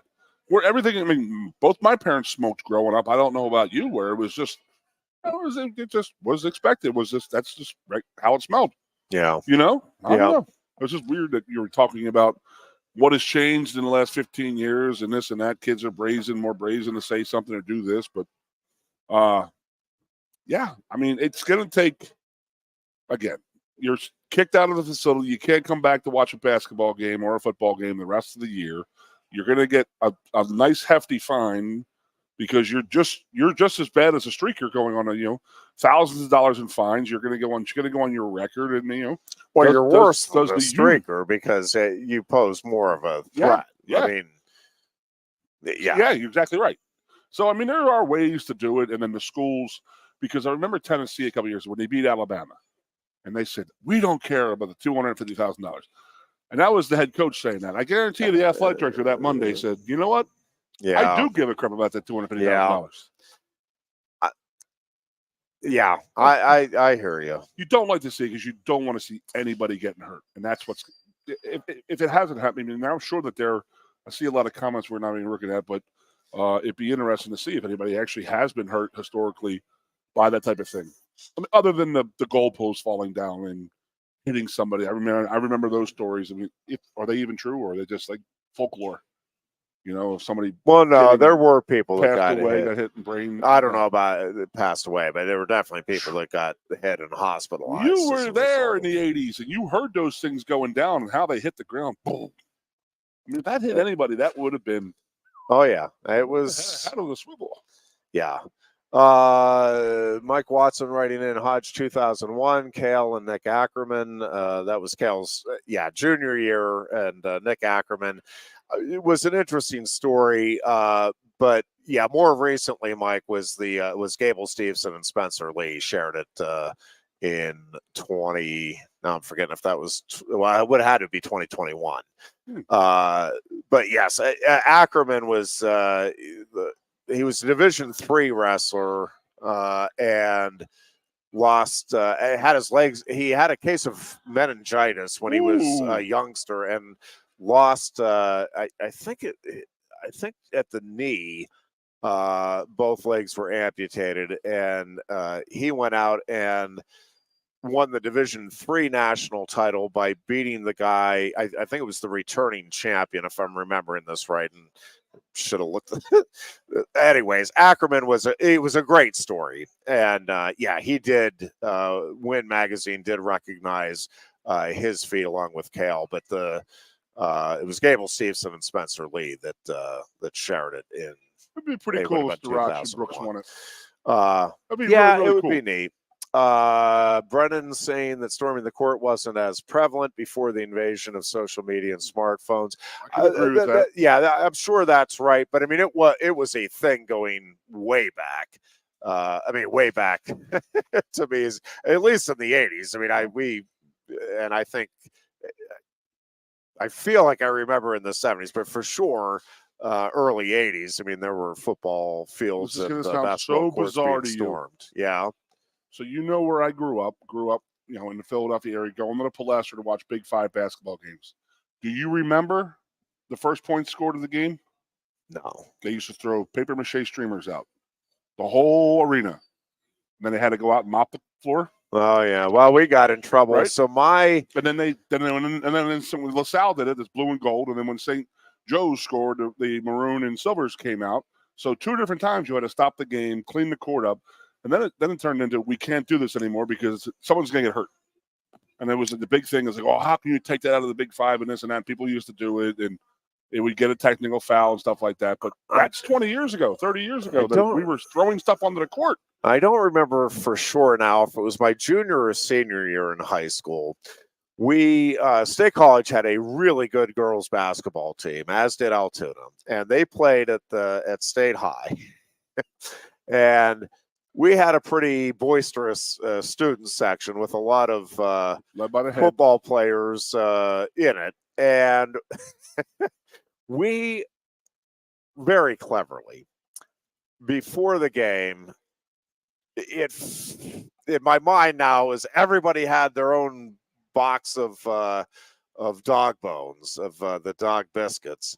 And I think it was when State College scored its first basket.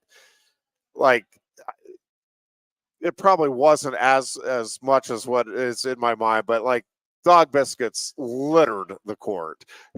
and there wasn't enough, like, all right, next person that does anything, like, you are out of here.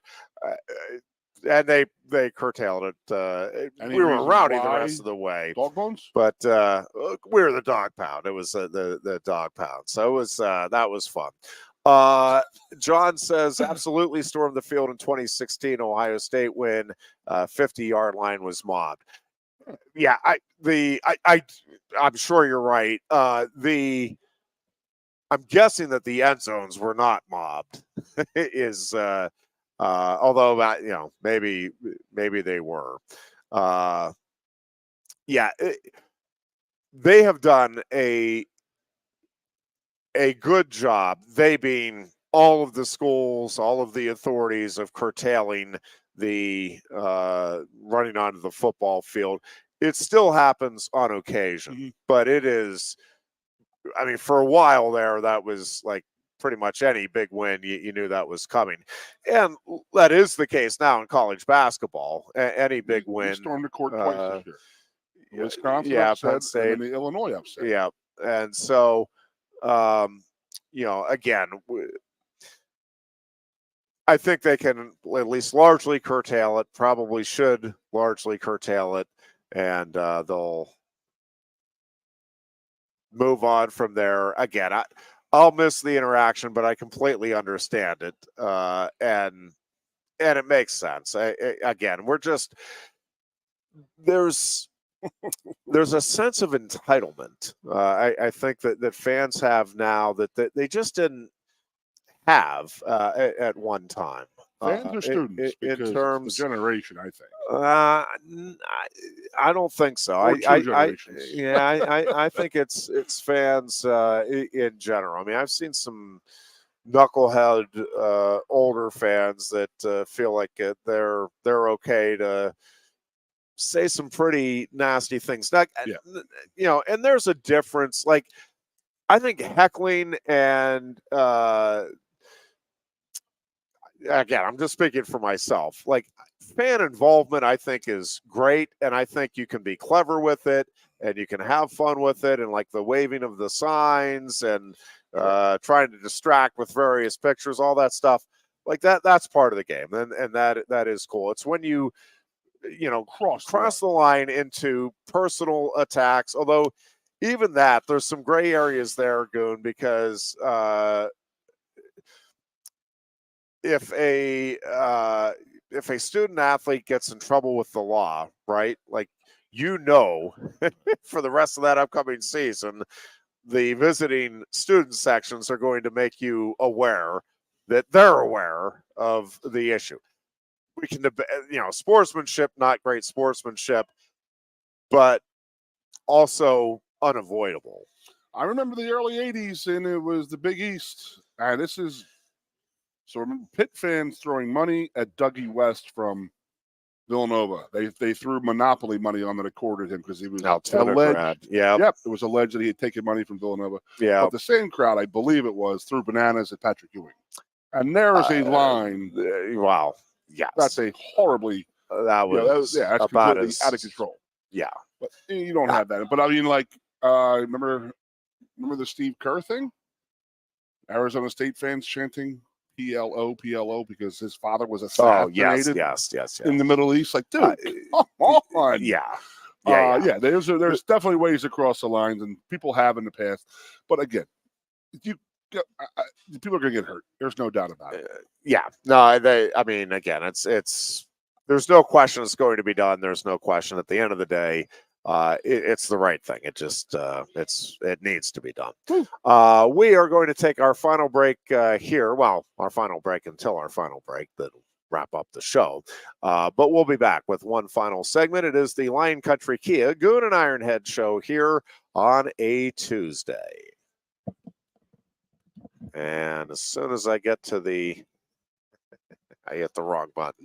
Did I say this is a Tuesday? And you're listening to Sports Radio 98.7 The Fox. Take two. Coast into fall with a new Kia from Lion Country Kia. Right now, get a 24 Kia Seltos for 5.25% APR for up to 48 months. A new Sportage plug-in hybrid at 0.9% APR. Check out our 23 Sorrento hybrid for as low as 4.5% APR. And don't forget, all 2023 and 2024 Kias come with a 10-year, 100,000-mile limited warranty. Stop in and meet with one of our sales experts today and coast into fall at Lion Country Kia. We want to see you in a Kia. Since retiring, I have spent my time searching the countryside for the hottest wings in America. I always seem to end up disappointed. You call these hot? Back off, Luigi. Mamma mia. Your hands, busboy. Your wings suck!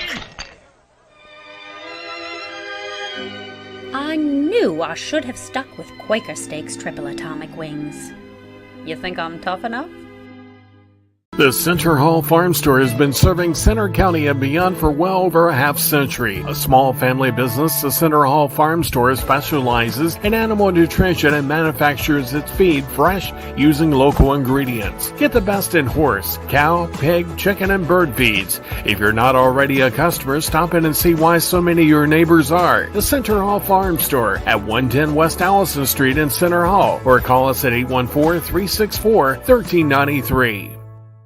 Sioka Toyota of Williamsport invites you to stop in today or check us out online. We have the smart path to your next Toyota, like the all-new Crown, BZ4X, the all-new Grand Highlander, Corolla Cross Hybrids, Sequoias, and more. Over 100 new Toyotas here and on the way. Don't make a $1,000 mistake. Choose Sioka Toyota of Williamsport and see the Sioka dealership's difference. Buy or reserve yours today and see for yourself why Sioka Toyota is the only stop you need for your next new car. Sioka Toyota, it just feels right. Ready to be part of something bigger? Come pave the road to success at Glen Baker and discover a career where your hard work and determination can build a bigger, better future. Our team believes we can build a stronger future together. Join us at Glen Baker, where we value teamwork on the field and on the job. Go to GOHcareers.com to apply. GOHcareers.com. And best of luck to all the Center County sports teams all season long from everyone at Glen Baker. With a Timber Kids savings account, you can start to save money, earn prizes, and teach your kids the value of savings. It's easy as 1, 2, 3. Building futures is what we do at TFCU. You really need to belong to a credit union. You belong at TFCU, Timberland Federal Credit Union, a credit union you can grow with. The Goon and Ironhead. And we welcome you back in here on this Tuesday afternoon. The NFL Scouting Combine underway in Indianapolis. 10 Penn State players are out in Indy trying to enhance their draft stock. And it is going to be interesting to see, Goon, where a few of these players end up. Olu Fashanu is obviously going to be, at the very least, it appears a top 10 pick, and could end up being a top 5 pick here when it's all said and done. But he is set up very well for a. As he announces, he working out. Terrific I showing. didn't look. I don't know. I haven't looked. Nothing. That All I saw closely was the at national scene. The quarterback's not working out. Marvin Jr. is not going to do anything. And I want to talk to you about that. Yeah. So like they have pushed the combine back three weeks because it used to be early February. Yeah. Like when I was coming out. Yeah. So I was literally 3 weeks or 4 weeks after the Senior Bowl, which I don't know if you know anything about the Reese's Senior Bowl. That's no joke, man. It's like 6 days, and it's like the practices are 10 times harder than any game you've ever played. Yeah.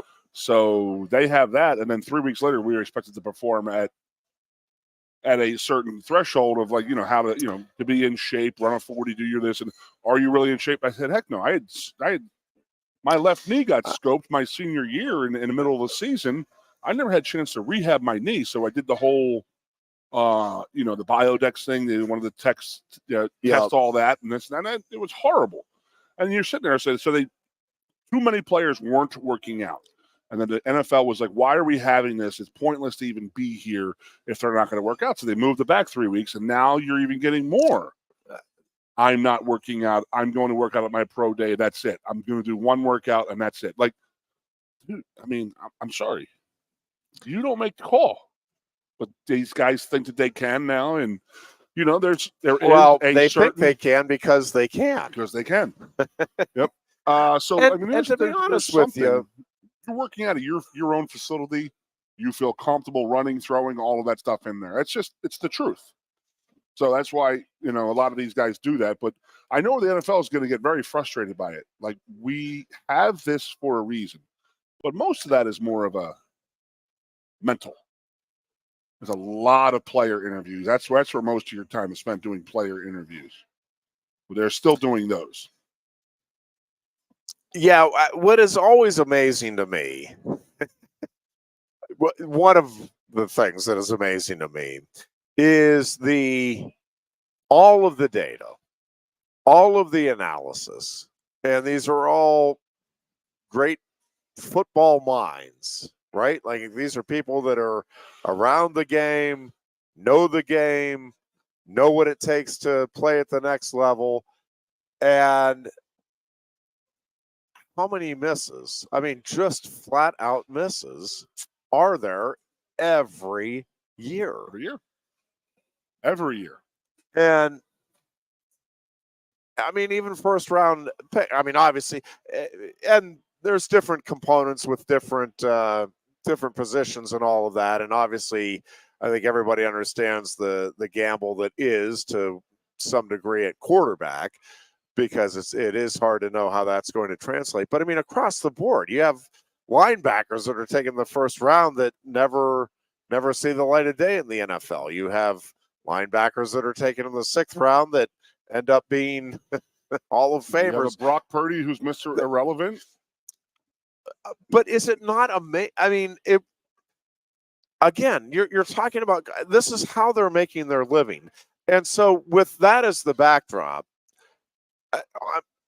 at this point, is the scouting combine continuing to exist just because it is great TV theater for ESPN, or is it actually, because I seriously do wonder, with all of the information that is now available. I mean,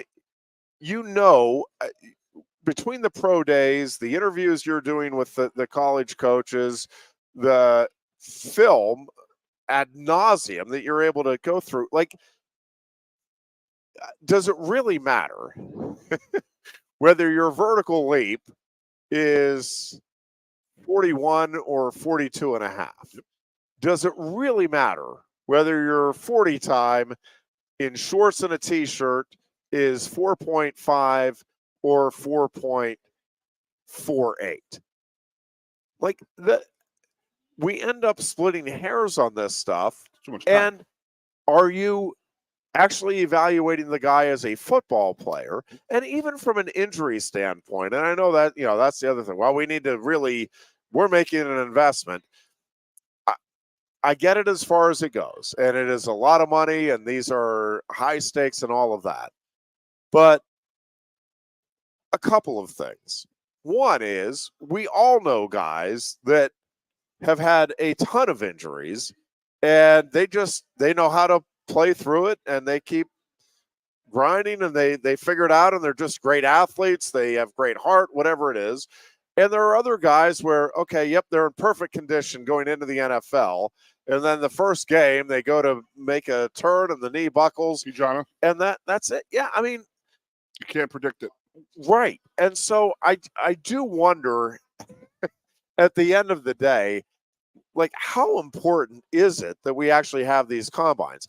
I wondered the same thing about preseason games. We've talked about this before. Like, if you have a scrimmage or two, like, do you not get a pretty good sense of what guys can play and what guys cannot? Well, as I do, the preseason is for the owner's pay. It's for paycheck. For sure. But the combine, it is a, what would you call it? Like, not a perfect science. And,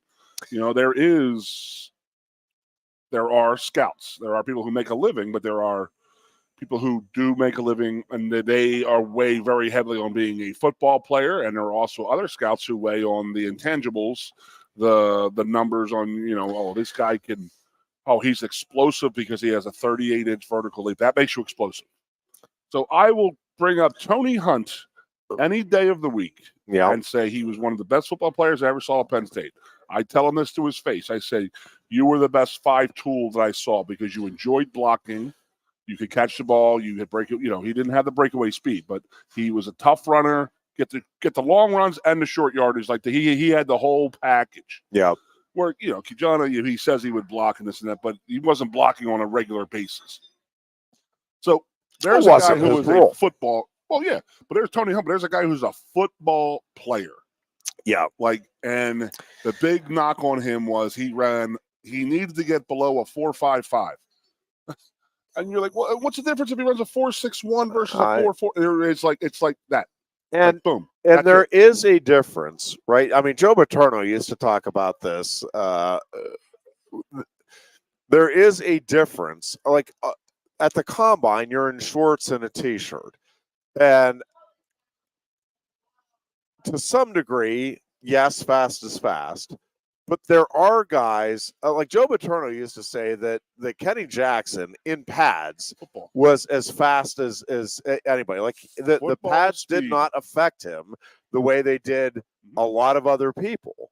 And I also wonder about all of that. Like, would you be better off as an NFL team having everybody put their pads on and run the 40? Because that's more relevant, right? Like the fact that you can run if I run a 4.440, but then the pads just, for whatever reason, I can't get the same momentum going, and I run and I don't know what the difference would be, but a 4.740 in pads, and this guy over here runs a 4.540. I mean, boy, slow compared to me, but he also runs a 4.7 with the pads, and I'm adding too much time. I get it, but like it's just different. Like, pads and football adjustments, quickness, speed, all of that, it's just different once you get the pads on.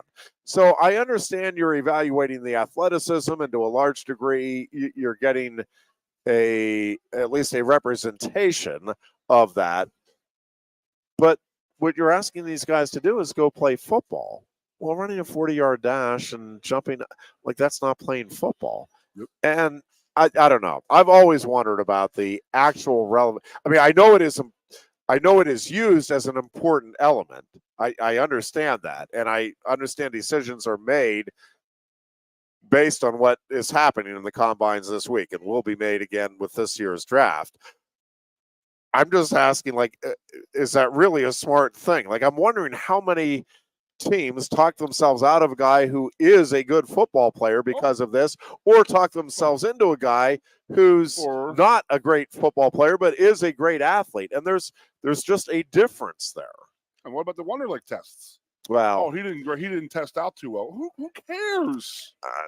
Yes. I'll never understand. Again, them. It depends on the position a little bit. Like you got to be able to critically think as a quarterback or quarterback. So I get it, but. And I know we don't have much time left, but there are major league rumors and stories from years past of people and teams trying purposely to get under players' skins. Who was the Cowboys receiver before CD Lamb? Des Bryant.